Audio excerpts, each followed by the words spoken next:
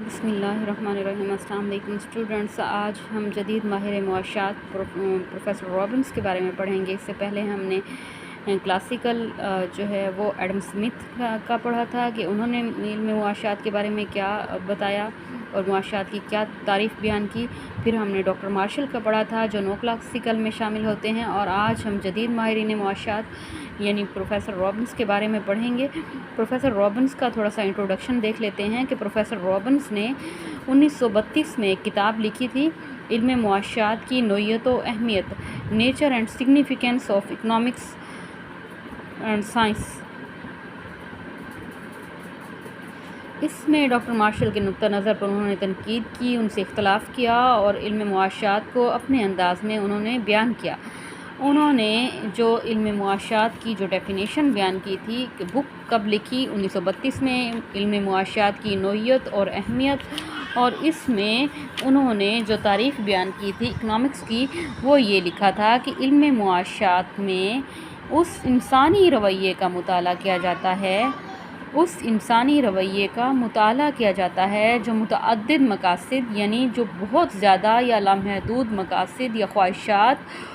اور متبادل مستعمل محدود ذرائع کے مابین مستعمل یعنی استعمال میں جو محدود ذرائع ہیں مختلف استعمال میں آ سکتے ہیں، ان کے ذرائع کے مابین جو رشتہ کار فرما ہوتا ہے اسی کا نام اکنامکس ہے۔ مطلب آپ اس ڈیفینیشن کو اس طرح لے سکتے ہیں کہ اس انسانی رویے کا مطالعہ کیا جاتا ہے کہ انسانی خواہشات لامحدود ہوتی ہیں اور ذرائع محدود ہوتے ہیں، لیکن ان محدود ذرائع کو ہم متبادل یعنی بدل کر استعمالات میں لا سکتے ہیں، اور جو بدل کر استعمال میں لاتے ہیں اسی کا نام اکنامکس ہے۔ اب انگلش میں اس کی ڈیفینیشن دیکھ لیں۔ Economics is a science which studies human behavior یعنی اس انسانی رویے کا مطالعہ یا رویے کا مطالعہ کیا جاتا ہے has a relationship between multiple ends یعنی لامحدود مقاصد اور scarce resources یعنی محدود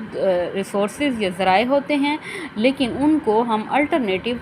طور پر ان محدود ذرائع کو متبادل استعمال میں لا سکتے ہیں۔ لہٰذا پروفیسر رابنس کے مطابق انسان کی خواہشات یا مقاصد لا تعداد ہوتے ہیں، اور ایک انسان کس طرح سے اپنے محدود مقاصد محدود وسائل کے ساتھ اپنی لاتعداد ضروریات کو پورا کرتا ہے اپنے محدود وسائل کے ساتھ، اسی کا نام معاشیات ہے۔ ٹھیک ہے، مثلاً ایک غریب آدمی کس طرح سے اپنی محدود آمدنی کے ساتھ اپنی زندگی بسر کرتا ہے، یا ایک امیر آدمی اپنی دولت سے کس طرح لا تعداد ضروریات کو پورا کرتا ہے، اسی کو جاننا اور سمجھنا معاشیات ہے۔ دیکھیں نا، آپ اگر اکنامکس کو انگلش میں اس کی ڈیفینیشن دیکھیں تو اس میں یہی بتایا جا رہا ہے کہ اس انسانی رویے کا مطالعہ کیا جاتا ہے جس میں انسانی جو خواہشات ہوتی ہیں وہ لا تعداد ہوتی ہیں اور اس کے ذرائع جو ہوتے ہیں وہ محدود ہوتے ہیں، لیکن ان محدود ذرائع کو ہم الٹرنیٹیولی یعنی متبادل طور پر استعمال میں لا کر اپنی ضروریات کو یا اپنی خواہشات کو پورا کر سکتے ہیں۔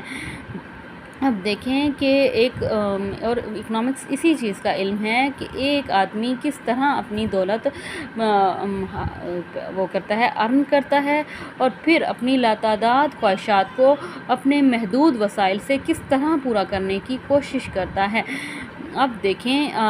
ہم اس کی جو ہے خوبیاں پڑھ لیتے ہیں کہ پروفیسر رابنس نے جو ڈیفینیشن بیان کی تھی اس خوبیاں یا میرٹس یہ تھیں کہ یہ زندگی کی حقیقتوں کے زیادہ قریب ہے، کیونکہ اس میں اسی چیز کا انہوں نے جائزہ لیا کہ جی ایک غریب آدمی یا ایک امیر آدمی کیسے دولت حاصل کرتا ہے اور پھر اپنی لاتعداد خواہشات کو اپنے محدود جو ذرائع ہوتے ہیں اس کے پاس، ان سے کیسے پورا کرتا ہے اپنی لاتعداد خواہشات کو۔ اس لیے یہ زندگی کی حقیقتوں کے زیادہ قریب ہے، جامع اور سائنٹیفک ہے، کیونکہ یہ بھی ایک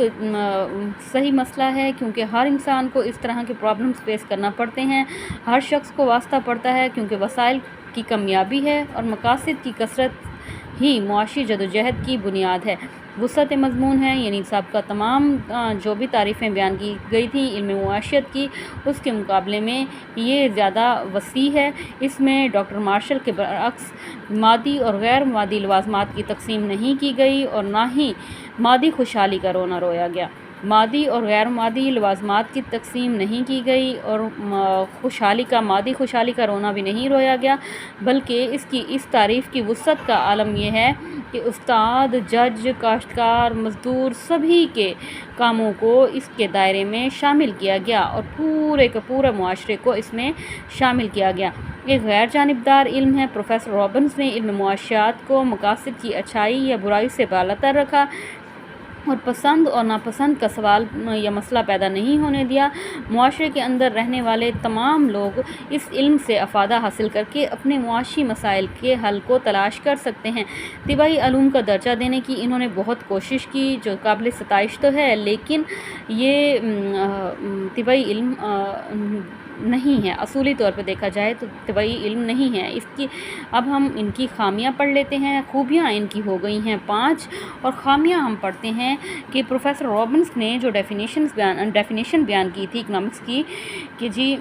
آپ کے جو لاتعداد مقاصد ہوتے ہیں اور محدود ذرائع ہوتے ہیں ان کو بدل کر آپ استعمال کرتے ہیں، تو یہ جو بدل کر استعمال میں لاتے ہیں یہی ایک رشتہ یا یہی مطالعہ جو ہے وہ اکنامکس ہے۔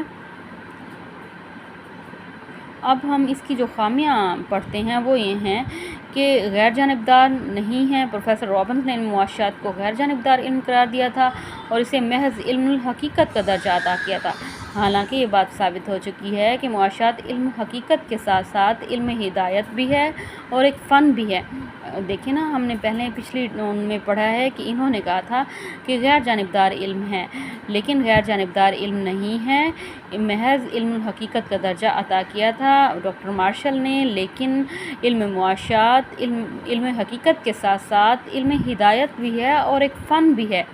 طبی نہیں بلکہ معاشرتی علم ہے۔ دیکھیں، ہم نے اس کی خوبیوں میں پڑھا کہ پروفیسر رابنس نے اس کو طبی علوم کا درجہ دینے کی بڑی کوشش کی تھی، حالانکہ یہ طبی علوم نہیں ہے۔ طبی علوم کا تعلق مادے سے ہوتا ہے اور مادہ بے جان چیز ہے، لیکن اور پھر جو مادے سے جن ان کا تعلق ہوتا ہے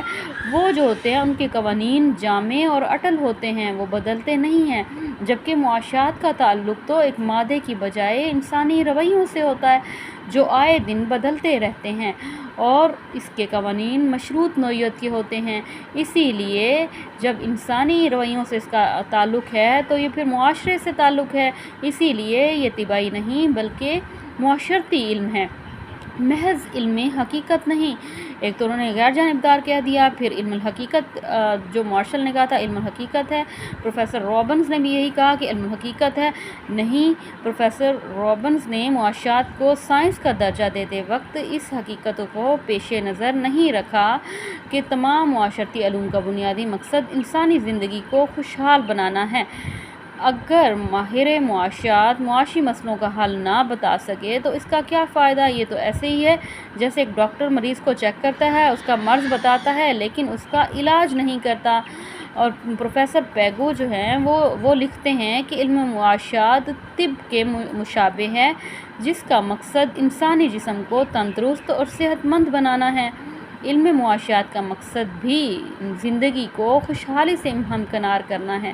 لہٰذا یہ فلسفے کی مانند نہیں ہو سکتا کہ اس میں جوں کا توں مطالعہ کیا جائے اور اپنی طرف سے کوئی رائے نہ دی جائے۔ علم الحقیقت تو یہ ہے نا کہ جیسے ہے ویسے کا ویسے مشاہدہ اور مطالعہ کر کے آپ لکھ دیں اور اپنی طرف سے کوئی رائے نہ دیں، اخلاقیات سے جدا نہیں کیا جا سکتا۔ پروفیسر وارٹن کا کہنا ہے کہ علم معاشیات کو اخلاقیات سے جدا نہیں کیا